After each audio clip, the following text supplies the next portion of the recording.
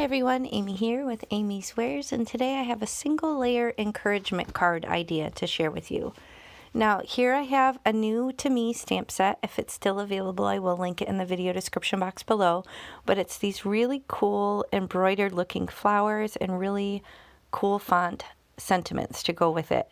Now this is the flower mosaic stencil. It is gorgeous. It's from a Colorful Life Designs, and I have a card base of 120 pound cardstock, and I have the Luxe Party Collection of Catherine Pooler mini ink pads that I'm going to use to pull this card together today. So here is a photo of the finished card to show you the direction that we're going. It's all single layer. There's no dimension or bulk at all. So this is something that would be really easy to ship. You don't have to worry about any extra postage. It's nice and flat. This is also so quick that you could easily batch it. So if you need to make a bunch of cards for a card donation or maybe your church, or just to have in your crafty stash, it's simple designs like this that really don't take a lot of time and can help you kind of build up that stash. So here I'm going to use this glam color.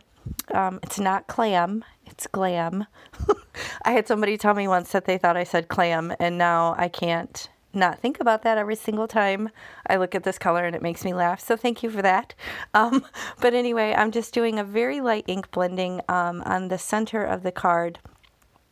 And actually, I'm just using some residual ink to start. So I'm doing kind of whatever's on my purple brush and whatever's on my black brush, just to kind of create this very subtle backdrop. But the stamping itself, I'm actually going to do with that glam color. So I was a little nervous because it was a really, I don't know, kind of a pinky purple. It's kind of hard to tell, but I was a little nervous that it wouldn't match. So I had some hesitation moving forward, but ultimately I'm really happy with how it looked. Now I didn't cover the entire card front. I kind of got softer handed as I moved towards the edges of the card base, just because I wanted it to kind of fade out into white. And then I did tone it down with some residual ink as well over the whole stenciling, just to kind of, make it not so stark white. Now I'm taking the biggest stamp in this set, and I'm just going to line it up right in the center of that stenciling. So I'm just using my mini MISTI, get it where I want it, and pick it up with my MISTI door. And then because this is a brand new stamp set and I haven't used it before, I'm going to condition it. This is just a regular plain eraser. You can use whatever eraser you have, or you can use your hand. The reason being is that when you get these photopolymer stamps, they have like a bit of a seal on it or something from manufacturing, and it'll allow you to get a better stamp right off the bat if you kind of season it with, an eraser with your hand. Now this put down a lot of ink, and I was looking at this thinking, oh, that's not going to stamp right. So I just grabbed a scratch piece of paper here.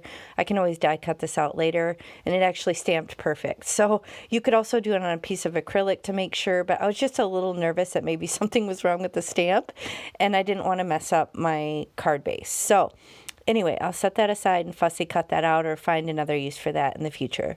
But now I'm just going to ink it up again and then just go ahead and stamp it. And at this point I was still like, oh, I don't know if this color matches. It's a little bit too red. It kind of is like a rusty purple, but when it dried back, it was actually perfect, and I'm really pleased with how it turned out. So just cleaning it off as best as I can with my stamp chamois. And then I pick one of these awesome sentiments. I love this font. I think it is so cool. And I'm just going to kind of kick that in the lower left, right underneath the stamping, and then pick that up with my door. Same thing. This I'm just going to condition with my hand, and then the eraser, and then use that same color. So I'm just using one color of ink. This is also a fun design. If you don't have a lot of different ink colors, it's okay to use the same ink. Make it monochromatic. Sometimes those are some of the coolest clean and simple cards, in my opinion. So use what you have. You don't need to have every color of the rainbow. I'm keeping it very simple here, and I don't feel like it's lacking. So here I decided to continue the design on the inside of the card with some very light-handed ink blending, again with those same two blending brushes. Well, actually I just did the purple, I think, just to add a little bit of visual interest. And then because these sentiments are so cool, I decided to add one right onto the inside of the card. So it's a little bit of a tight squeeze to open up the card in the mini MISTI, but it does work.